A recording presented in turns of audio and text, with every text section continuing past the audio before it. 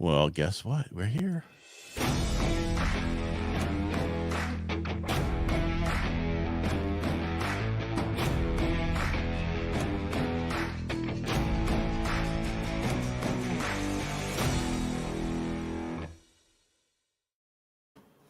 Hey, Amy, I left Dick out for a second. We'll bring him in a minute.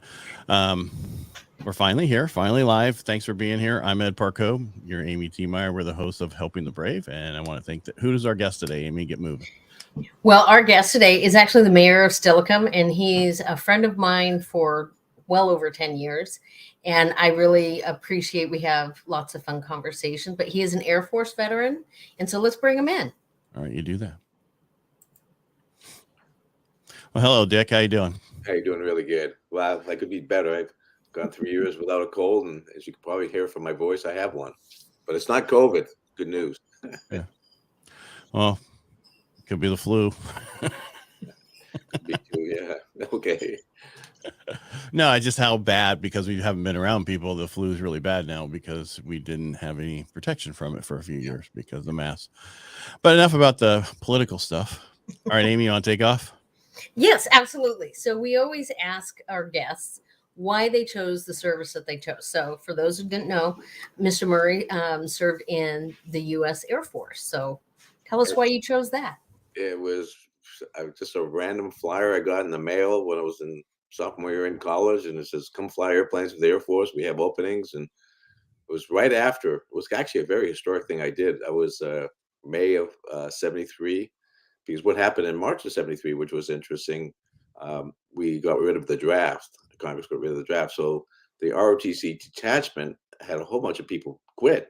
And so now they had openings. And so they were out recruiting. I got this flyer in the mail and I said, okay. So I went down and talked to the guy. And next thing you know, so I went in the Air Force because they were the first one to ask me, I guess. All right, so I'm going to make us all the same size because there is a little delay when I have us separated like this. I just noticed, if that's all right with everybody. I don't want to have delay. Now, is it okay if I call you Dick, or should I call you Mr. Muri like Amy does because she's so professional? Make me feel old. All right, so Air Force. So you were what did you do exactly in the Air Force? I was a navigator, so I went to flight school as a navigator, and I did that for until I retired in 1997. Did you get out and become a navigator for somebody else, or what'd you do when you got out? No, I retired. Because that was a different time, and things are different. Yeah. Navigators were actually being phased out in the Air Force, and they were completely phased out with the airlines. And I actually retired for 6 years. I'd had no earned income for 6 years. I just lived off my retirement, played with my kids who I got to know better. When you're in the military, military comes first, kids come second.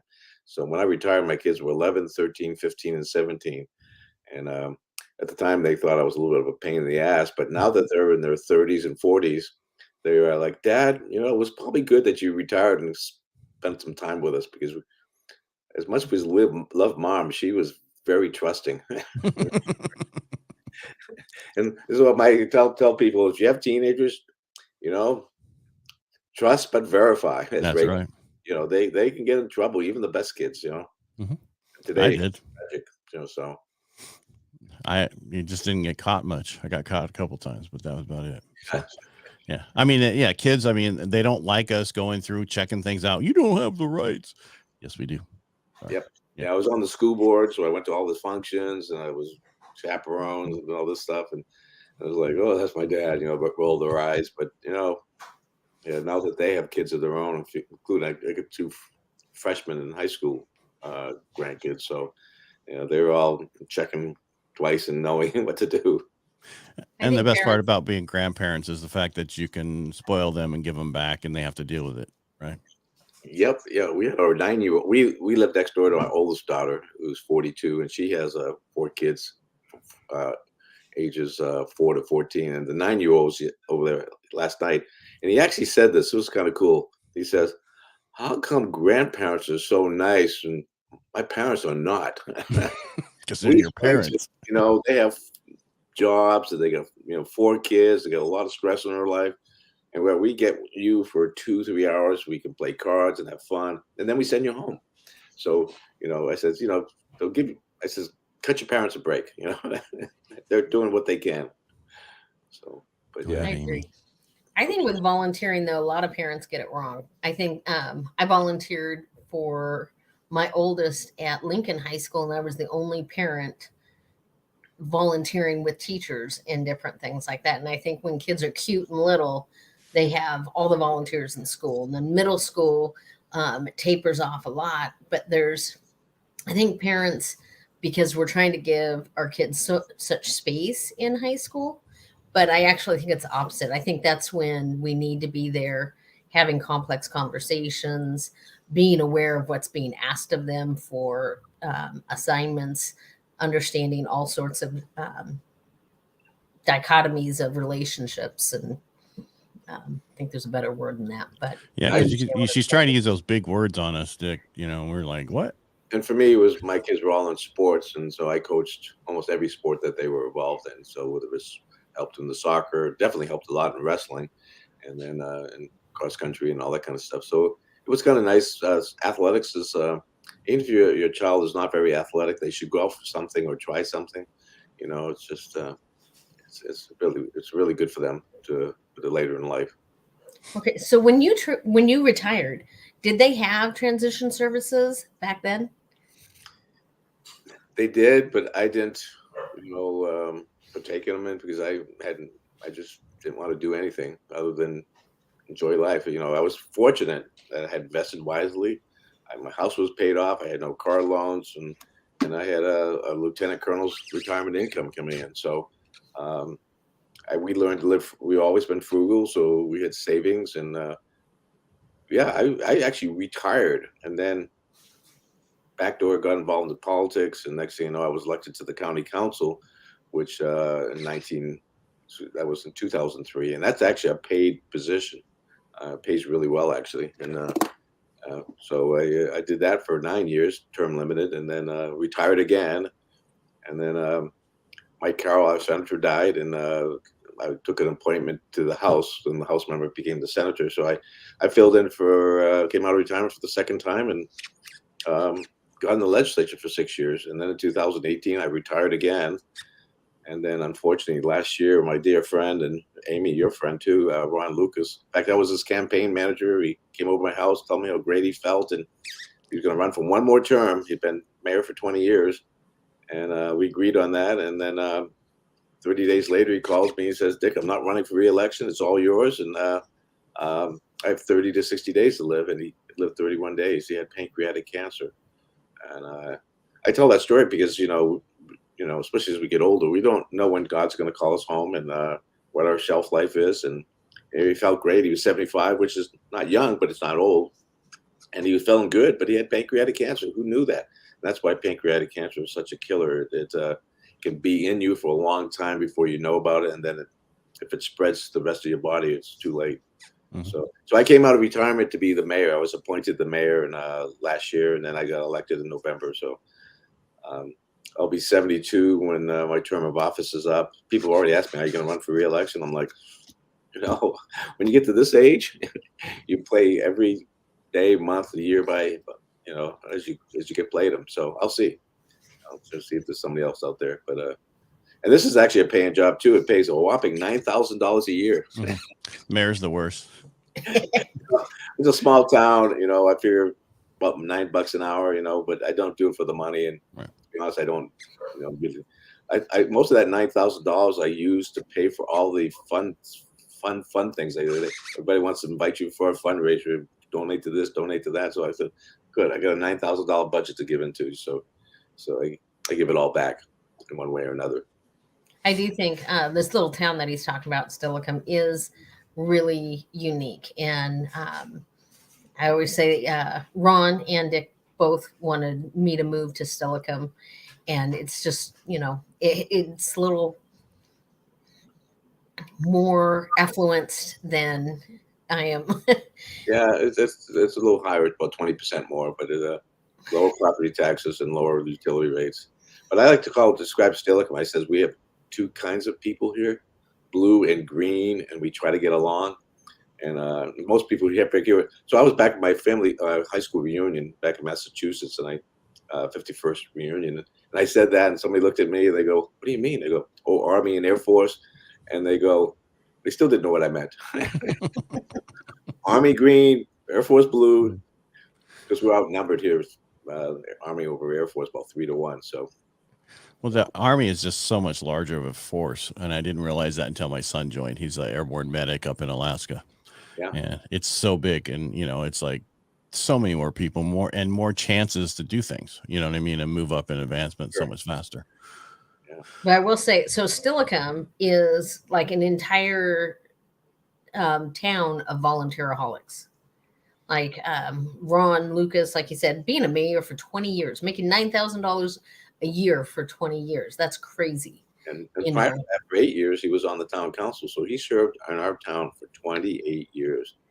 Yeah. And we have another mutual friend who has passed, who was General Hemphill, and he did the chambers and just all these different services to the community after serving his country. That was crazy to think of the amount of service. When Dick sent me his bio, it was really interesting to me because we don't talk, what service awards we got or and even age of different things. Like I didn't know when he served, just I knew it was well before me.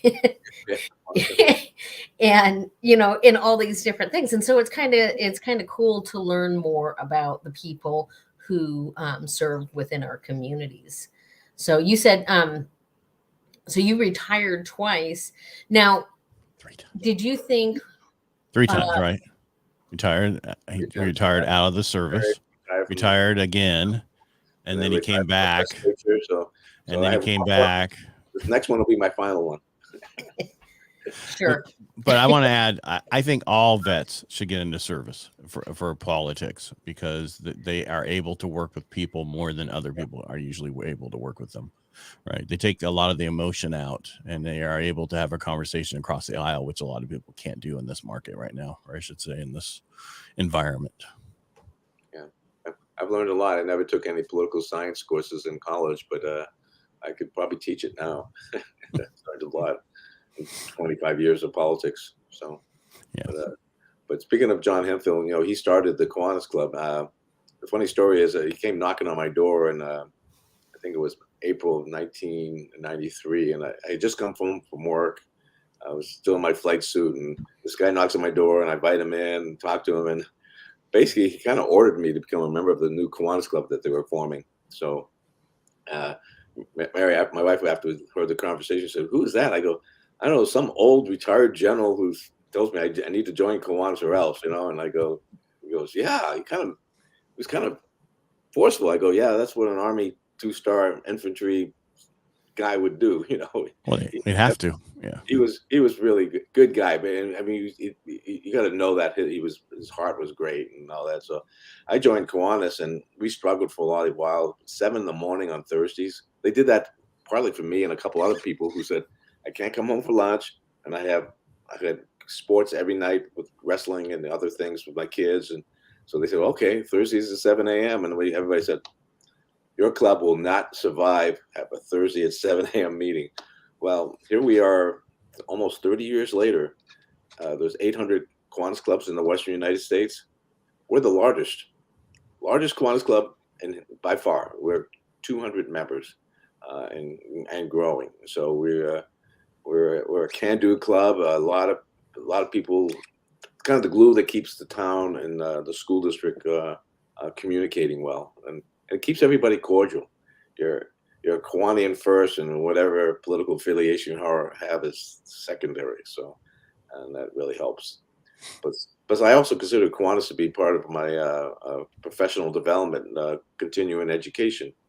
We have 50 meetings a year and usually 50 different briefings on something interesting that's either going on in town or outside in the corporate world or the public service world and all that. So, yeah, it's important that we continue to be engaged with the community.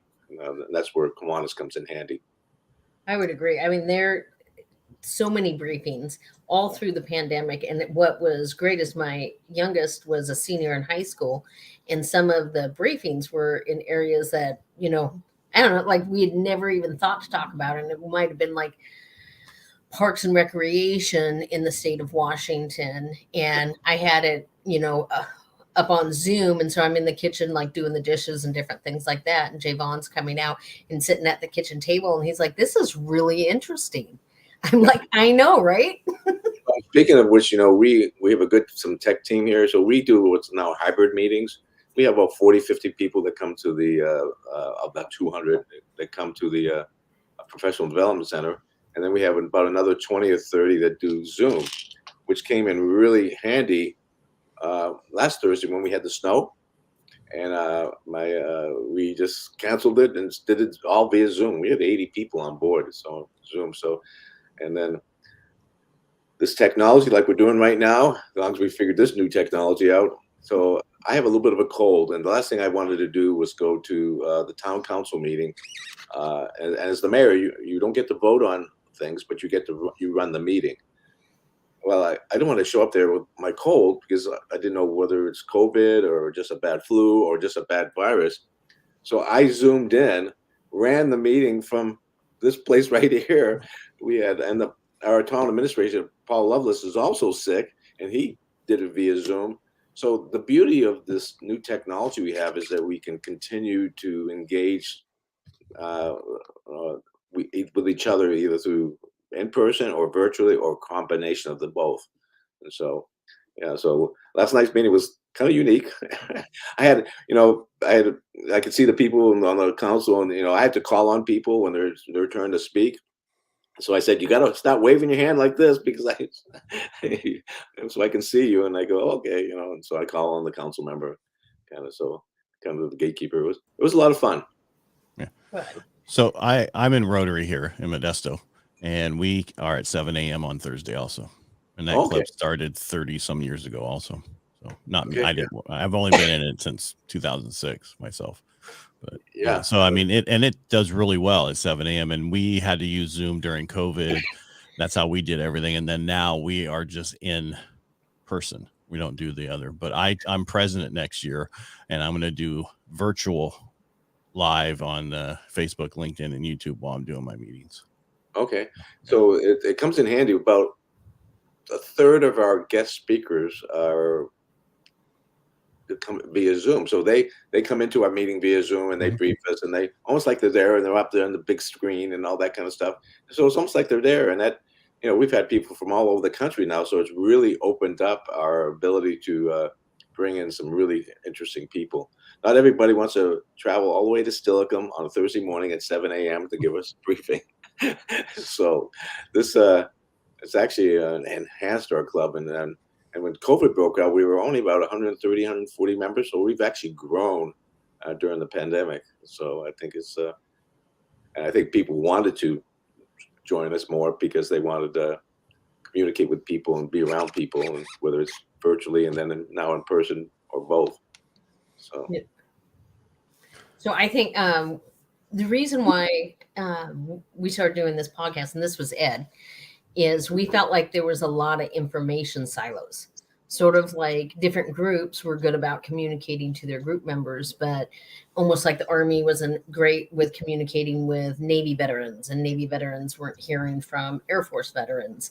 And I think stories of transition throughout the ages is incredibly interesting, and it helps veterans learn kind of that there's many different ways to go about things. But then even last week's veteran, he talked about like he had a plan, and his one regret is that nobody pushed back on him having a plan. Like they were like, okay, great, let's do that. And he wished he could have listened or had the opportunity, some of the other opportunities just for information, even to verify his plan. And so that's kind of because we didn't get a chance to talk kind of before the show on kind of where we were coming from. So I think it's really interesting that you got to stay home and really participate in your kids' lives for about 6 years. But you, as somebody who's been in service to your community, when you look at the veteran experience, what do you see as being some of the biggest changes over the years? Well, today's veterans are much more skilled and disciplined than my day. Remember, I was kind of in a transition, and I saw the difference between. I want I know people that get drafted to serve their country just as honorably. But remember, when I transitioned, got in the active duty in '76, all the people coming in were basically volunteers now, and a lot of the senior officers told me this is a little different than get people who are serving because they want to, not because they have to. And to be honest, I think the military became much more professional, and the way the DoD and the military treated people was so much better because they had to.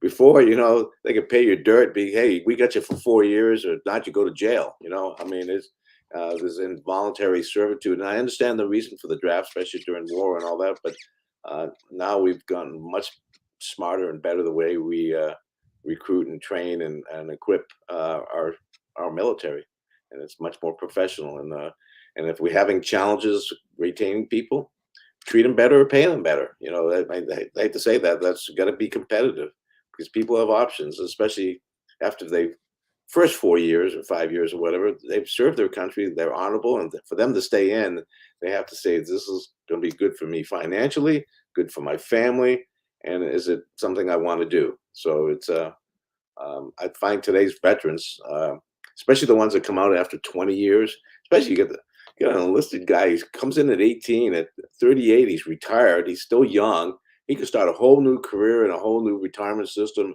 Those guys and gals are the most they have the most fun because they already have a career record. They already have an income coming in, and they're free to do whatever they want now, and enjoyable. So they're I tell employers or people out there, if you can get a veteran, especially somebody with some years in, you're going to get somebody that you're really going to do your business or your company really well. And so, but I think today's airmen, soldiers, Marines, sailors are much more talented than the ones I saw retiring in the '70s and the '80s. They're really sharp. So, What would you have done? Would you have done anything different with your service, looking back? no, everything went really well for me. I look back and I think, I made some good decisions and that worked out well for me, and the military made some good decisions that worked out well for me. The one decision that made was kind of ironic. I took me kids came streaming. I was at Travis Air Force Base, and I was actually a little bit in charge of assignments for the Tactical Airlift Liaison Officer program, and I had a sweet deal. I had 7 years at McCord, 5 years at Travis in California, and now had a sweet deal to go to 4 years in Hawaii, and it was a sweet deal. And the Air Force said, "No, we need you in Turkey," and I'm like, "God, how can you do that?"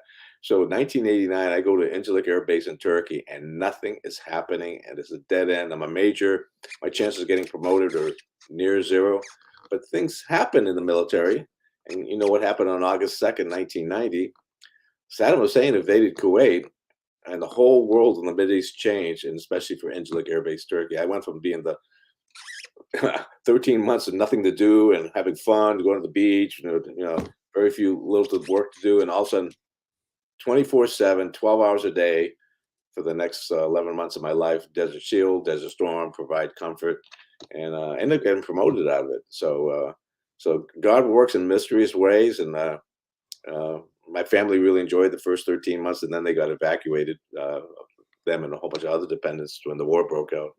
But it turns out that was my best assignment ever, not only because I actually used my skills for 11 months. I was in charge of airlift operations there in Turkey, so I had 200 people working for me, and we were it really, and our airmen who fought in that war, boy, let me tell you, people talking the Air Force and the Army, our U.S. military is can do. Sir, what can we do? What can we do next? And they always come up with ideas how to do stuff.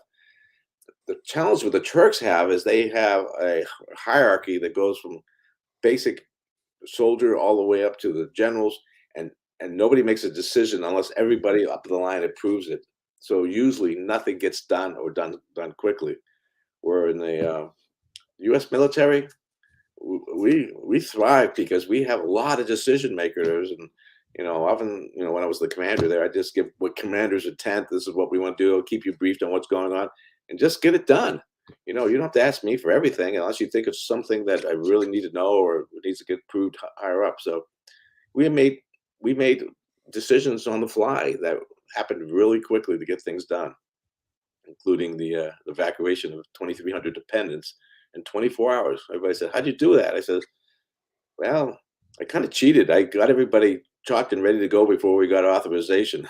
So, you know, and that's what we did. We got everything done, and then I started making calls, and had crazy stuff happen.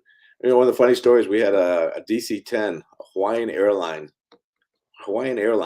landed Incirlik to take 350 dependents out of there. And I was talking to the crew. I said, "How the hell did you guys get here?" And they go, "Well, we were just minding our own business in Hawaii when all of a sudden they asked us to take this mission to the Philippines and then to Saudi Arabia and then going back to the Philippines, back to Hawaii. They had augmented crews and all that kind of stuff. They get in Saudi Arabia, they're getting ready to take off, and they said, "We're diverting you to Turkey." They go, "What?"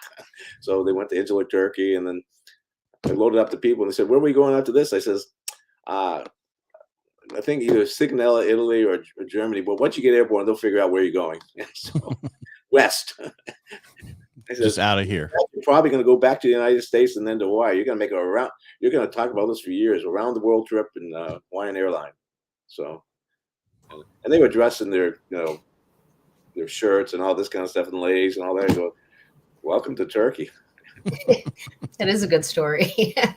But I was just back from my 51st reunion, and of all nobody from Ashland, Massachusetts, of my classmates served in the military. So I was like a freak of nature, and that was the time of not only Massachusetts, but the time of with the Vietnam War and the protests, and there wasn't a very strong love for the military, and especially in Massachusetts.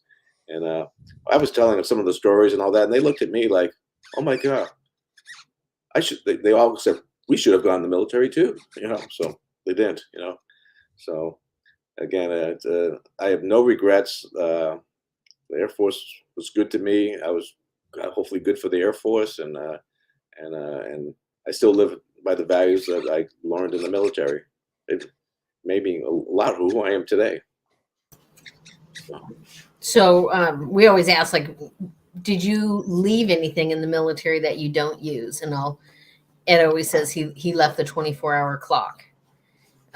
Is there anything that you left in the military? I still use my 24-hour clock. If you look at my watch, it says right now 16:11. I always use it 24/7. I was in the military. I flew in we always used the 24-hour clock, and I still use it today. Yeah. My wife uses it as a nurse, so I mean, it's just I didn't need it. I was like, so there was that, and then Zulu, Bravo, all those acronyms. I don't do that. Yeah. So the only thing that was sad about the military was I happened to be. I know we're airlifters in the Air Force, and everything's in the Army. Loses more people. I happened to have this 8th Squadron I was in. We lost an air crew in an accident. Lost 6 of my squadron members of squadron, about 200 people. That was hard. And then on November 30th, on my birthday, my 39th birthday in 1992, I was at home, my last day in the squadron. I was going up to wing headquarters, and I get this call. We had 2 aircraft collide into each other while we were doing air refueling, and we lost both crews, 13 crew members. So I had to be part of a casualty notification team and all the stuff that went on later. The only reason I even think about that, we just had a memorial service for them of the 30th anniversary of that. So when you serve in the military, it's a lot of young people doing a lot of interesting stuff, but some of the stuff that can be dangerous. Either because you flying around the world in an aircraft, or you're in combat and people trying to kill you, and you're trying to kill them or secure something. So it is tragic when you have to bury your friends. In your unit, especially when you get down to the squadron level. So that's the only thing that's still kind of sad to me is, losing people that I one day I'm talking to them and things are great and having a beer, and next thing they're gone. So that's such a challenge. Things today are a lot safer than they used to be, and I love the fact that we're kind of at peace. There's not not losing people over in Afghanistan or Iraq and all that kind of stuff. The big thing challenge we have in our society right now is the drug war. I just buried a 16-year-old. Went to his service. The son of two people that I coached back in the '90s. She was on my wrestling team. She was my first female wrestler, and he was one of my better wrestlers. And they got married and had great kids. But he died of a drug overdose. We think it's fentanyl. But to put in perspective, 58,000 people died in the Vietnam War, which was very tragic for that event. In the last 12 months, we've lost 109,000 people to drug overdose, and it's mainly people that are younger than us. So it's sad. So we talk about being involved with our kids. We got to talk to them about this. Be straightforward and talk about things that are happening out there, and don't hide it under the rug. We have a travesties going on here, and of course, and also suicide among. I think kids today, the challenges. I blame it a lot on the media. The world's coming to an end. We have climate change, and the United States, the country is we're not the best in the world. We're evil or doing this and whatever. That's pessimistic. The pessimism can affect people, and that's why they maybe turn to drugs or doing things that they ought to do. I'm an optimist. I love our country. I think we do great things. We're not perfect, but I flew all over the world. That's one thing about being an airlifter. Or the Army used to call us trash haulers. They said, "Okay, get your trash in the aircraft. We'll take it off in 30 minutes." I got to travel around the world and be places that I never would have if I hadn't been in the military. And by far, we're the best country in the world. And the way I can prove that, how many people want to emigrate to China, emigrate to Japan, emigrate to, you name the country. Everybody wants to come to the United States. In fact, we take more people and grant them citizenship, twice as many people than the rest of the world combined. And so the United States is kind of the melting pot of nationalities and from all over the world. And we're here to do business and get things done and go to and be whatever you want to be. Be all you can be. You got the freedom to live wherever you want. I'm the renegade of my family. I'm the oldest of 6. I'm the only one that left the Ashland, Massachusetts area. Everybody lives either within 5 miles of where we grew up. And of course, the military brought me out here, and I never planned to not go back to Massachusetts. But as Amy will tell you, I married a wonderful woman, and she's married 43 years, happy wife, happy life.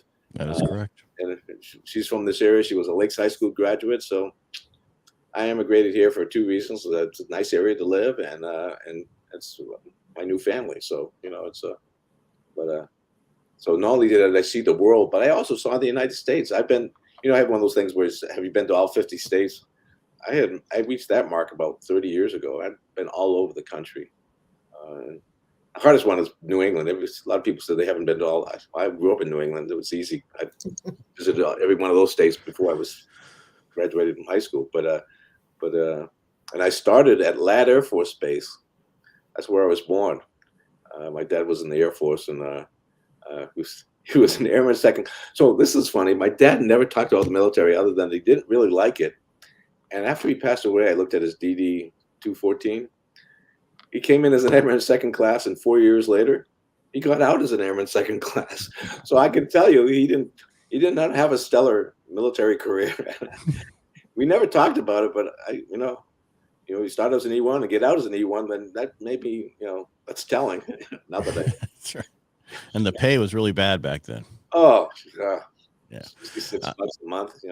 But you're right about the drug problem coming across our borders and this fentanyl. I interview the sheriff all the time for my radio show, and he actually went to the Arizona border, and he was saying, you got CNN on one of my TVs in my office, you got Fox News on the other one. Usually where they touch is pretty much where it is in the middle. And he's like, Fox News didn't even have it right. It's so bad how the drugs are coming across the border, and we have a major problem, and it's fentanyl, because a backpack of fentanyl can kill everybody in California. Yeah, and it's cheap. And you can't have a dog sniff it because the dog will die. Yeah, wow. Yeah, so that's the problem. So that's the issue that we have. And it's not like it was back in when, in the 60s and 70s where they laced it with LSD or something you had to worry about. This will just kill you. You're done. Yeah, it's very powerful, 50 times more powerful than heroin. And the other thing is it's cheap and you buy it off the internet. They've said, social media too. Yeah, we're going to find out how this 16-year-old got it. He says, we can go back. He's probably just got it from a friend, or he Googled it and somebody mailed it to him, and he's, whatever, it's just, it's absolutely crazy. And that's the other thing, the youth today is the challenge of what they can see and learn, doing bad stuff, and especially with sexual orientation on the internet. It's just they're exposed to stuff that I didn't even know about it until college, and even then, after I graduated from college, I didn't know about it. They're learning in middle school, and it's just. I also feel like we were never taught to have complex conversations, like never in history, and it's probably because the lives were so much simpler. But now I think the power is in, working shoulder to shoulder, regardless of belief systems, to have these powerful conversations so that kids aren't making mistakes or are understanding the choices that are around them, what ethics really are, and that they don't change. You don't need to learn business ethics and ethics at school and ethics for volunteering. You just have ethics. Right. And having those conversations and stuff like that, because it enables kids to be stronger. If you don't ever have that conversation with your kid, they don't know that they could die with trying it once. Right. Yeah, but kids don't listen to their parents anyway, so they need to hear it from somebody else. Well, that's true, and that's why I talk to other kids, and I'm trying to get involved in my grandkids' lives now. It's just grandkids, I think, are different, because I listened to my grandfather. But I mean, the issue with that is because you can tell your kid over and over and over again, and then all of a sudden, one teacher at school says, "Oh, did you know that?" And it's like, I've been telling you that for like the last 3 years, and you didn't even listen to me. But that's how kids are. But what are you going to do? All right, so we're at the end of our time. Dick, thank you so much for being here. I really appreciate it. Get to know your story about being in the Air Force. Yeah, and normally Amy's really rude. She calls it the chair force. I apologize. I do not. My husband's an airman.